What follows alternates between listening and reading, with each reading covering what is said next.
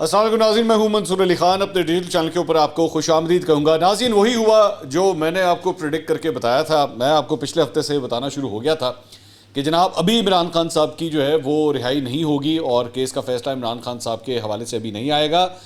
آنے والے ہفتے میں، یعنی اس ہفتے کے حوالے سے میں نے آپ کو پہلے پریڈکٹ کر دیا تھا اور آپ کو بتایا تھا کہ اب عمران خان صاحب کو جو ہے وہ پہلا ریلیف مل جائے گا۔ اور میں نے پچھلے ویلاگ کے اندر بھی آپ کے ساتھ ذکر کیا تھا کہ کیس کا فیصلہ جو ہے وہ ابھی ہونا ہے۔ ابھی صرف اور صرف اس کیس کے حوالے سے سزا کو معطل کروایا جائے گا، ٹھیک ہے۔ اب ذرا تھوڑا سا سب سے پہلے ٹیکنیکلٹی سمجھ لیجئے کہ معاملہ ایکچولی ہے کدھر۔ بہت سے لوگ، ظاہری بات ہے قانونی ماہرین کے لوگ جو ہے وہ گفتگو سنتے ہیں تو اس میں قانونی نکات بہت سے آتے ہیں۔ میں بڑے سیدھی لینگویج جو ہے نا وہ میں آپ کو بات کو سمجھاتا ہوں۔ توشہ خانہ کیس کے اندر کیس ویسے کا ویسے ہی ابھی برقرار ہے۔ کیس جو ہے وہ ابھی چلنا ہے، اس کی مین اپیل جو ہے وہ بھی چلے گی، ابھی سنی جائے گی۔ اسلام آباد ہائی کورٹ میں ابھی چھٹیاں ہیں، چھٹیوں کے بعد جو ہے وہ ایکچولی اس اپیل کا فیصلہ ہوگا۔ تب تک کے لیے عمران خان صاحب کی سزا کو معطل کر دیا گیا ہے۔ معطل سے مراد سسپینڈ کر دیا گیا ہے کہ جی ابھی جو ہے وہ عمران خان صاحب کو اس کیس کے اندر جیل میں رہنے کی ضرورت نہیں ہے۔ آپ ان کی رہائی کا حکم جو ہے وہ آ گیا ہے، لیکن ان کی سزا جو ہے وہ ویسے کی ویسے ہی برقرار رہے گی۔ سزا کون سی والی؟ جو 5 سال ان کو نااہلی کی سزا ہوئی ہے وہ ویسے کی ویسے ہی برقرار رہے گی جب تک اس مین اپیل کا فیصلہ نہیں ہو جاتا۔ جب فیصلہ آ جائے تو اس کے اندر ہو سکتا ہے عمران خان صاحب کو ریلیف مل جائے، اور وہ پھر بڑا ریلیف ہوگا کہ عمران خان صاحب کے اوپر الیکشن لڑنے کی جو پابندی ہے وہ پھر ختم ہو جائے گی۔ لیکن اس وقت آج کی اس ڈیٹ میں عمران خان صاحب کی وہ 5 سال نااہلی والی سزا برقرار ہے۔ عمران خان صاحب ابھی بھی الیکشن نہیں لڑ سکتے، ایک چیز۔ دوسری بات یہ کہ بہت سے لوگ یہ سوال کر رہے تھے کہ جی عمران خان صاحب جو ہے وہ چیئرمین پی ٹی آئی کے عہدے کے اوپر بحال ہو گئے ہیں۔ یہ بھی غلط ہے۔ عمران خان صاحب چیئرمین پی ٹی آئی کے عہدے سے کبھی ہٹے ہی نہیں تھے، یہ بھی میں آپ کو کلیئر کر دوں، کیونکہ میں جو لوگ میرے ریگولر ویورز ہیں وہ جو دیکھتے ہیں وہ یہ بات جانتے ہیں کہ میں آپ کو بتا چکا تھا کہ عمران خان صاحب چیئرمین پی ٹی آئی کے عہدے پہ پہلے سے ہی موجود ہیں۔ ان کی الیکشن لڑنے کے حوالے سے سزا ان کو ملی تھی، وہ نہیں لڑ سکتے، لیکن چیئرمین پی ٹی آئی کے عہدے کے اوپر جو ہے وہ ویسے ہی برقرار ہے۔ میں مزید بھی تفصیلات آپ کے ساتھ شیئر کروں گا، لیکن آپ سے سب سے پہلے یہ ریکویسٹ ہے کہ چینل کو سبسکرائب ضرور کیجئے، اور ہمارا جو 8 لاکھ سبسکرائبرز کا جو ٹارگٹ ہے ہم اسے اچیو کرنا چاہتے ہیں، تو آپ کی مدد کی ضرورت ہے۔ تو آہستہ آہستہ اب ہم تقریباً 7,19,000 20,000 کے آس پاس پہنچ چکے ہیں۔ Still a long way to go, تو آپ کی مدد درکار ہے۔ اچھا جی، تو عمران خان صاحب چیئرمین پی ٹی آئی کے عہدے سے کبھی ہٹائے نہیں گئے تھے، وہ ابھی بھی برقرار ہیں، اور ہمیں الیکشن کمیشن کے ذرائع نے یہ بتایا تھا کہ اگر ان کو اس سلسلے میں ہٹانا بھی ہے تو اس کے لیے ایک باقاعدہ کورٹ میں جا کے درخواست دائر کرنی پڑے گی کہ جی چونکہ یہ نااہل ہیں اور یہ الیکشن نہیں لڑ سکتے، اس لیے ان کو چیئرمین پی ٹی آئی کے عہدے کے اوپر کام کرنے سے بھی روکا جائے۔ تو یہ بات بھی غلط ہے کہ ان کو بحال کر دیا گیا، ان کی بحالی ہوئی نہیں ہے کیونکہ ان کو وہاں سے کبھی ہٹایا نہیں گیا تھا، ایک چیز۔ دوسری بات یہ کہ میں نے پچھلے ویلاگ کے اندر بھی کہا تھا کہ جناب ان کی عمران خان صاحب رہا نہیں ہوں گے۔ عمران خان صاحب ابھی بھی، جب یہ ویڈیو ریکارڈ ہو رہی ہے، عمران خان صاحب ابھی بھی اٹک جیل کے اندر ہی موجود ہیں۔ اب اس کی وجہ کیا ہے؟ میں نے وجہ بھی آپ کو بتائی تھی، اور اس کی وجہ ہے یہ ڈاکیومنٹ جو آپ سکرین کے اوپر دیکھ رہے ہیں۔ یہ بیسکلی عمران خان صاحب کی توشہ خانہ کیس جو ہے اس کے اندر ان کا آلریڈی جوڈیشل ریمانڈ ہوا ہے، اور 30 تاریخ تک، 30 تاریخ یعنی کل تک ان کا جوڈیشل ریمانڈ جو ہے وہ اس کے اوپر آلریڈی وہ جیل کے اندر ہے، تو اس لیے ان کی رہائی ہو نہیں سکے گی۔ اور ابھی بھی اس فیصلہ آنے کے بعد بھی جو مختلف قانونی ماہرین ہیں وہ بھی یہی سمجھتے ہیں کہ ہاں یہ حقیقت ہے کہ اس کیس کے اندر جو ہے ان کی وہ آلریڈی جوڈیشل ریمانڈ کے اوپر ہیں، یعنی انہیں جیل میں رکھنے کا کہا گیا ہے، تو وہ جیل کے اندر موجود ہیں۔ اس لیے میں نے کہا تھا کہ عمران خان صاحب رہا نہیں ہوں گے۔ ہاں البتہ یہ ہے، اور دوسری بات یہ کہ اب دیکھنا یہ ہے کہ عمران خان صاحب کو اس کیس کے اندر، سائفر کیس کے اندر، کیا جیل عدالت کے اندر کل پیش کیا جاتا ہے، یعنی کیونکہ یہ کہا گیا ہے جج صاحب کی جانب سے کہ ان کو کل عدالت میں پیش کیا جائے۔ اب عام طور پہ اگر تو تکلیف دینی ہے، اگر تو مزید رگڑنا ہے، تو پولیس یہ بھی کہہ سکتی ہے کہ جی وہ ہمارے پاس اندر ہی ہیں، ہم سیکیورٹی وجوہات کی وجہ سے نہیں لا سکے، یا وہ 10,000 چیزیں جو ہے وہ کہہ سکتی ہیں، اور وہ کہتے ہیں کہ جی ہم ان کو جیل میں ہی فی الحال رکھنا چاہتے ہیں، تو آپ اس کے لیے، اور عدالت اس کے خلاف بھی فیصلہ دے سکتی ہے۔ وہ یہ بھی کہہ سکتی ہے کہ نہیں، آپ عمران خان صاحب کو چھوڑ دیں، یا ان کی ضمانت کے لیے درخواست جو ہے وہ منظور کر لی جائے۔ تو یہ ابھی مزید میرا خیال میں ایک رات جو ہے وہ ابھی مزید عمران خان صاحب کم از کم جیل کے اندر رہیں گے۔ ایون دو ابھی جب یہ ویڈیو ریکارڈ ہو رہی ہے تو بشرا بی بی جو ہیں وہ اٹک جیل کے باہر پہنچ گئی ہیں ان سے ملنے کے لیے، لیکن ابھی تک ملاقات ہوئی ہے یا نہیں ہوئی یہ ابھی تک کلیئر نہیں ہے. اچھا دوسری بات یہ کہ عمران خان صاحب کی 9 مختلف مقدمات میں ضمانتیں بھی منسوخ ہو چکی ہوئی ہیں, یہ بھی ذہن میں رکھیے گا. اور ان 9 مقدمات بھی جو ہیں وہ بڑے سیریس نوعیت کے مقدمات ہیں جس میں عمران خان صاحب کی سزائیں جو ضمانتیں جو ہیں وہ منسوخ ہوئی ہوئی ہیں. تو اگر وہ کسی ایک کیس میں سے نکل بھی جاتے ہیں تو اور بہت سے کیسز تیار پڑے ہوئے ہیں جس کے اندر عمران خان صاحب کی گرفتاری ڈالی جا سکتی ہے. سو میں اس وجہ سے یہ بات کہہ رہا تھا کہ ابھی پکچر ابھی باقی ہے, عمران خان صاحب کے لیے مشکلات جو ہیں وہ بھی باقی ہیں. اچھا اب 1 منٹ کے لیے دوبارہ ذرا کیس کے اوپر آ جائیں. اگر آپ جب سے 5 اگست سے عمران خان صاحب کو سزا ہوئی تھی 24 دن تقریباً عمران خان صاحب نے جو ہیں وہ جیل کے اندر آلریڈی گزار لیے ہیں, تو میں نے اس وقت سے آپ کو کہا تھا کہ عام طور پہ اس نوعیت کے کیسز میں مہینے 1.5 مہینے کے اندر جو کانوکٹ ہوتا ہے, جو مجرم ہوتا ہے, اسے یہ پہلا ریلیف مل جاتا ہے. تو اس لیے عمران خان صاحب کو مل جائے گا لیکن تھوڑا سا انتظار کرنا پڑے گا, آ جائے گا ریلیف, اور اسی لیے یہ ریلیف جو ہے وہ آ گیا. اور یہ روٹین کی بات ہے. یہ اگر کوئی ایک سائڈ جو ہے پی ٹی آئی والی سائڈ میں تو بھنگڑے ڈال رہے ہیں بلے بلے بلے کمال ہو گیا, کوئی کمال والی بات نہیں ہے, یہ ایک نارمل سی بات ہے, نارمل سا روٹین ہے. اور دوسری جانب اگر کوئی بڑا کو افسردہ ہے کہ او ہو یہ کیا ہو گیا, مطلب جو عمران خان صاحب کے مخالف ہو کہ یہ کیا ہو گیا, تو اس کو بھی افسردہ ہونے کی ضرورت نہیں, یہ ایک روٹین کی بات ہے, یہ ایسے ہی ہوتا ہے. 3 سال قید کی ان کو سزا ہوئی ہوئی ہے. اتنی سی سزا کے اوپر جو ہے وہ عام طور پہ جب آپ ہائر کورٹ کے اندر اپیل کرتے ہیں تو یہ پہلا ریلیف مل جاتا ہے, لیکن البتہ اوبویسلی کیس نے بھی مزید آگے چلنا ہے. دوسری بات یہ کہ اس ساری چیز کے اندر بھی ابھی عمران خان صاحب کی نااہلی جس طرح میں نے پہلے بتایا تھا کہ وہ برقرار رہنی ہے. اچھا ایک اور ایلیمنٹ اس سارے معاملے کا یہ بھی ہے کہ ان 9 وہ جو ضمانتیں ہیں اس حوالے سے بھی عمران خان صاحب کی قانونی ٹیم نے اس کو بھی اب چیلنج کیا ہے کہ جی ان کی ضمانتیں جو ہے وہ انشور کی جائیں تاکہ ان کیسز کے اندر عمران خان صاحب کی گرفتاری نہ ڈالی جا سکے. تو اگر اس سلسلے میں کوئی فیصلہ آ جاتا ہے کورٹ کی جانب سے اور کوئی ریلیف مل جاتا ہے تو وہ بھی عمران خان صاحب کے لیے ایک بڑا ریلیف ہوگا. لیکن ابھی تک وہ جوڈیشل ریمانڈ کے اوپر ہیں سائفر کیس کے اندر, اور اس وجہ سے ابھی بھی ان کی رہائی جو ہے وہ ہو نہیں سکتی.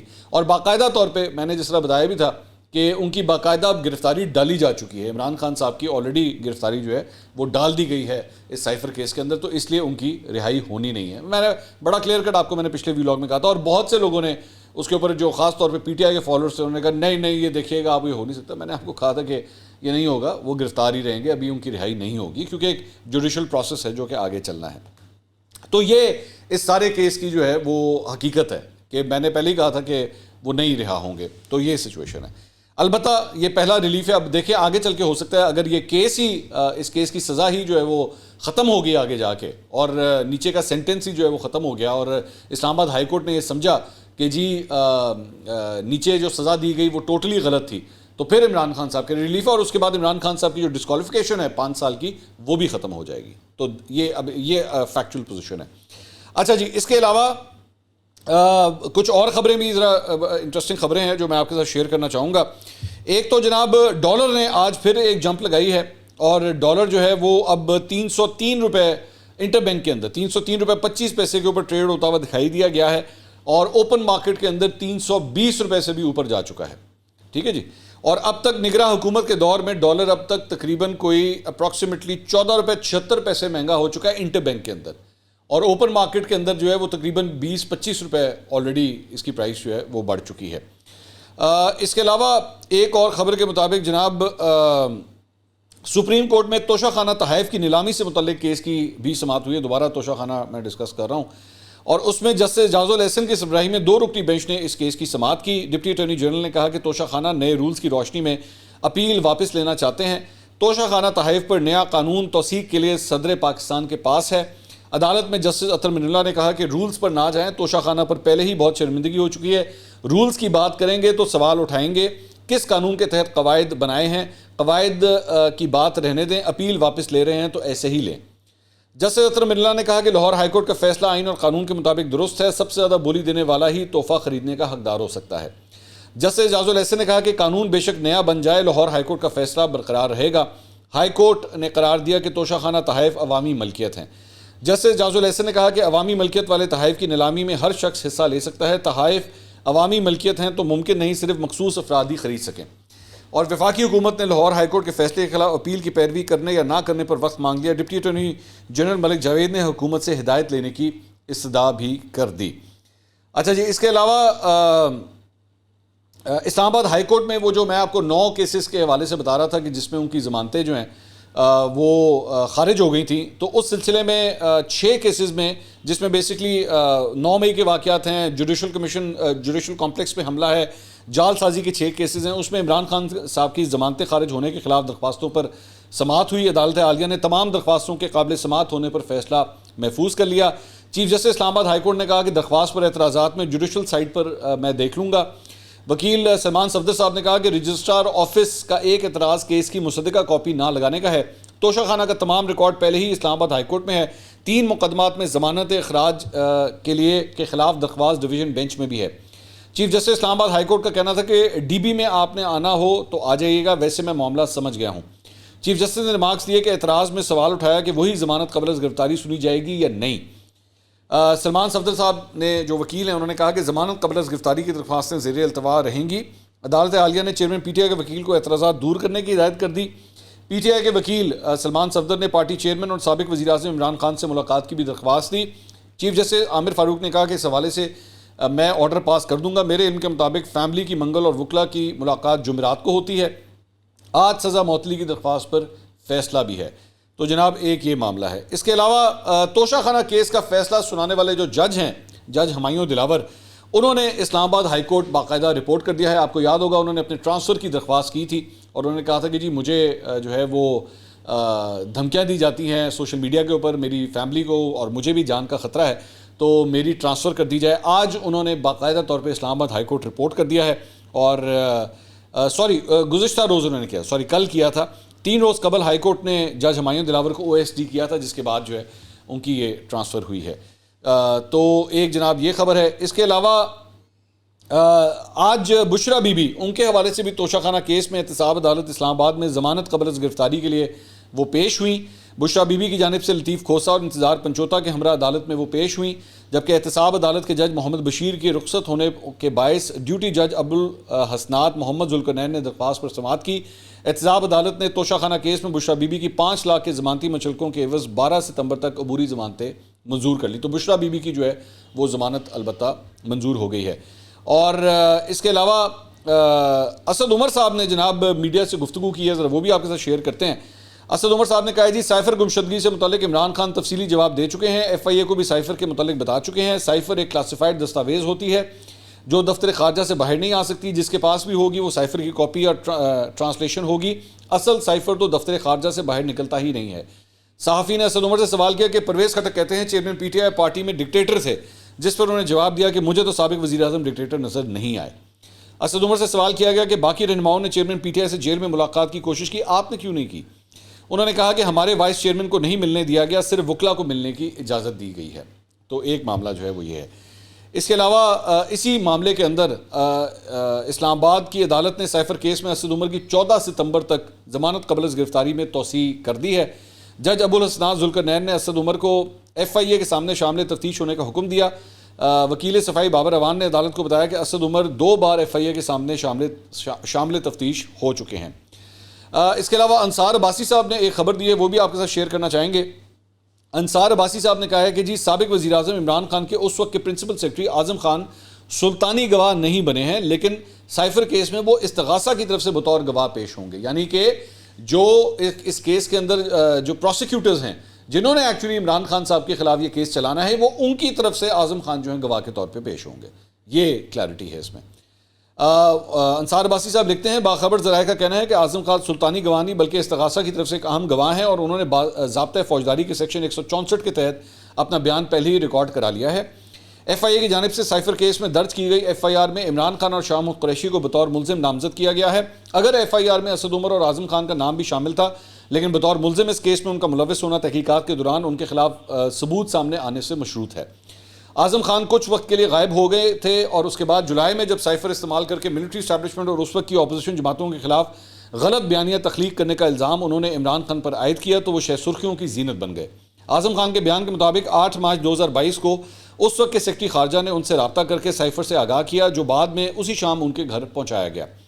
اعظم خان کا کہنا تھا کہ سیکرٹری خارجہ نے انہیں بتایا کہ اس وقت کے وزیر خارجہ شاہ محمود قریشی نے پہلے ہی cipher per P T I کے چیئرمین سے بات چیت کر لی تھی۔ اگلے دن اس بات کی تصدیق اس وقت ہوئی جب اعظم خان نے یہ سفارتی دستاویز وزیر اعظم کو پیش کی۔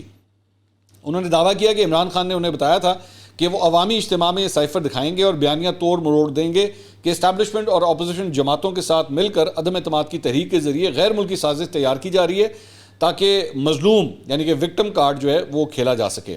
اعظم خان نے کہا کہ انہوں نے سائفر کی نقل عمران خان کو دی تھی لیکن یہ دستاویز انہوں نے واپس نہیں کی اور پھر بتایا گیا کہ یہ کھو گئی ہے۔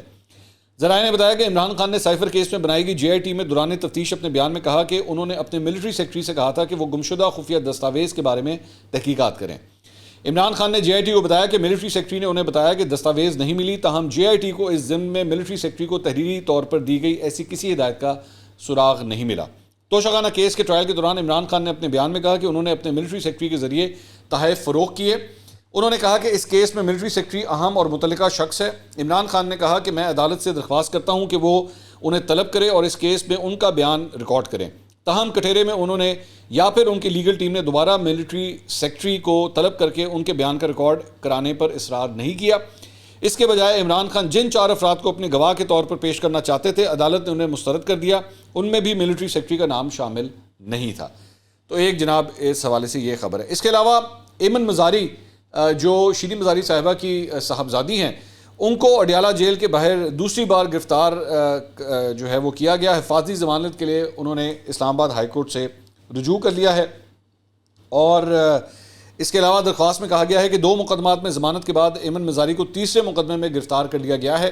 ایمن مزاری کو ایمان مزاری کو ایک کے بعد ایک مقدمے میں گرفتاری کا سامنا ہے۔ اس میں یہ بھی درخواست کی گئی ہے کہ ایمان مزاری کو حفاظتی ضمانت فراہم کی جائے تاکہ ضمانت قبل از گرفتاری کے متعلقہ عدالت سے رجوع وہ کر سکیں۔ تو اس کے بعد آج جو ان کو پیش کیا گیا انسداد دہشت گردی کی عدالت میں، تو ایمان مزاری کو 3 روزہ جسمانی ریمانڈ پر پولیس کے حوالے کر دیا گیا۔ ایمان مزاری کے خلاف تھانہ 12 کوہو میں درج مقدمے کی سماعت انسداد دہشت گردی عدالت کے جج ابو الحسنات محمد ذوالقرنین نے کی۔ دوران سماعت پروسیکیوٹر نے کہا کہ ایمان مزاری پر لوگوں سے رقم جمع کرنے اور ریاست مخالف سرگرمیوں کے لیے استعمال کرنے کا الزام ہے۔